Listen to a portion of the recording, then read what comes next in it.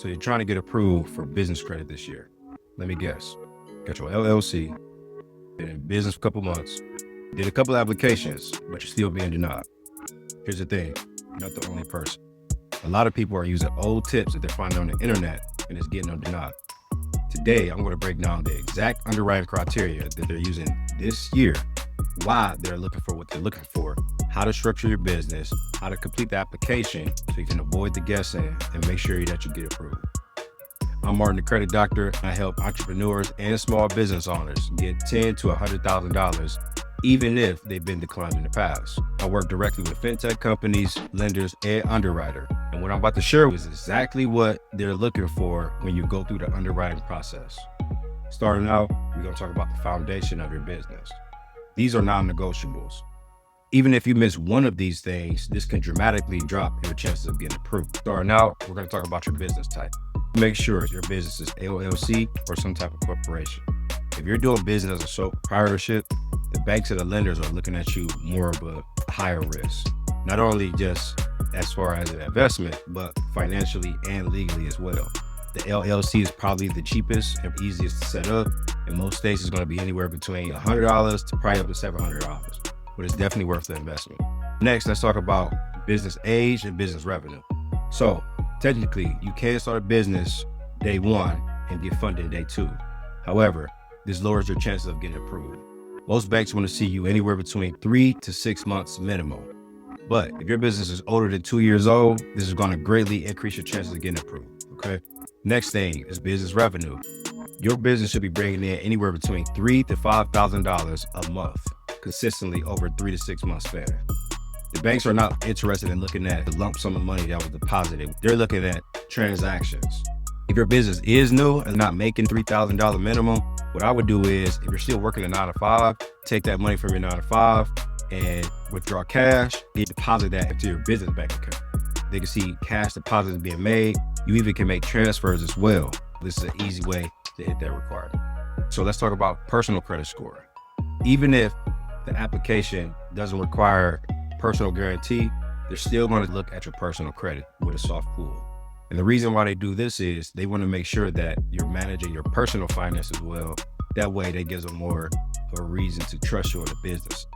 So most fintech companies, they want to see at least a 680 credit score. When we're talking about those bigger banks like Chase and American Express, they want to see a 700 plus. Let's make sure that our personal credit is in order so we can increase our chances of getting approved and get a bigger bag. Business bank account help. Now, not all funding opportunities are going to require you to show business bank statements, but for ones that do, you do not want any overdraft. So at least leave $100 into your business bank account, just in case you have some type of subscription come out or you have to swipe your card for any reason. But we cannot have any overdrafts whatsoever. Along with not having any overdrafts, you will have at least 90 days worth of bank statements. So again, they're looking at those small transactions to make sure that you're not only making money, but you know how to manage it as well. Next, now this is a major key. Now, your information across the board has to be the same. Your business name, address, emails, websites, phone numbers. Everything has to match with the IRS when you submit for your EIN, business bank account, Secretary of State registration, and all your online listings like Google and the Yellow Page. It has to be exactly the same on all the documents. Otherwise, you're going to get flagged. The algorithm is going to look at it as a fraud and you're going to get declined, even if you're doing legit business. Talk about utilization. So this piggybacks off what I was talking about with your personal credit. We're talking about utilization on the business and the personal side. We have to keep it under 40%. If you're going up into 50, 60, 70% on utilization on your personal cards or your business cards, the banks see that as a risk. They're looking at it like you're struggling and using credit cards to get by day to day. We want to show them that we are using credit as a tool to expand and to grow our business, not as the lifeline for our business. So keep that utilization under 40%. And then the last thing when it comes to setting our foundation is a ICS code. Now, this is just basically get your industry code. Some industries are deemed high risk. So if you're in real estate, credit repair, crypto, anything like that is considered high risk. We want to stay away from that. Some of the safer codes would be like consulting or staffing. The default rates are lower. So when you're setting up your LLC and NAICS code, focus on consulting and staffing, because this is going to help increase your chance because you're staying away from those risky industries. All right, real quick, if you're getting any value from this, make sure you hit the like and subscribe button. Every Tuesday, I post new content for entrepreneurs and business owners. You don't want to miss that. So let's just say that you got everything in place that we just talked about. You can still get denied, and most people don't even know or think about these couple of things. Things like VPNs or late night applications. If you apply from a hidden IP address at 2 a.m., their system is going to flag it as fraud off top.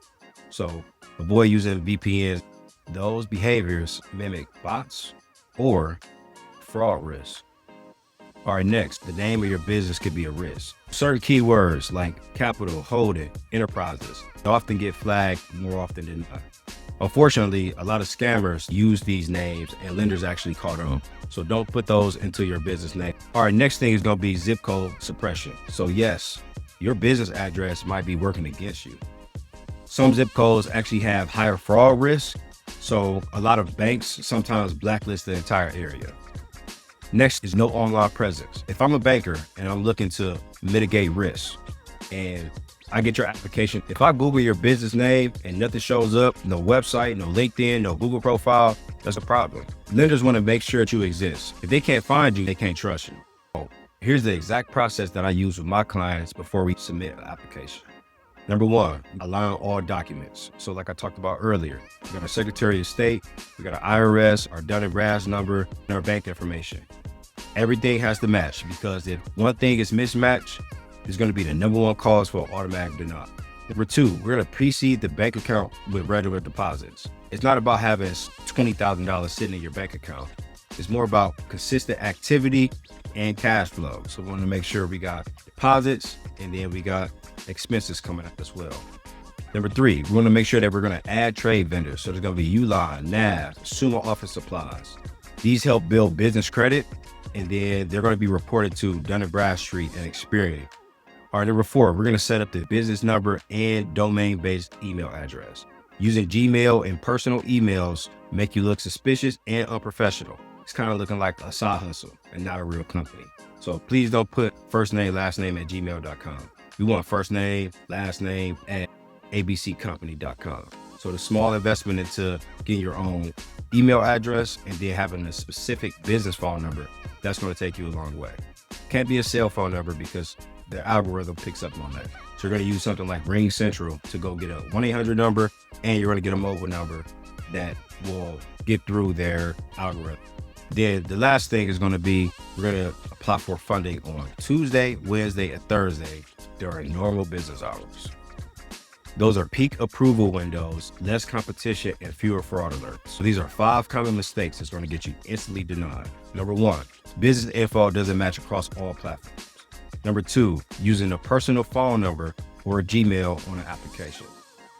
3, apply too soon after you're forming your LLC. 4, submitting 3 to 5 applications in 1 month. 5, no Google business profile or online presence.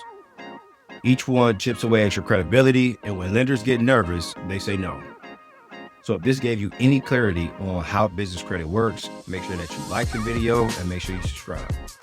Every Tuesday, we'll be giving you the tools, strategies, and updates to make sure that you get funded the right way. Thanks for watching. See you next Tuesday.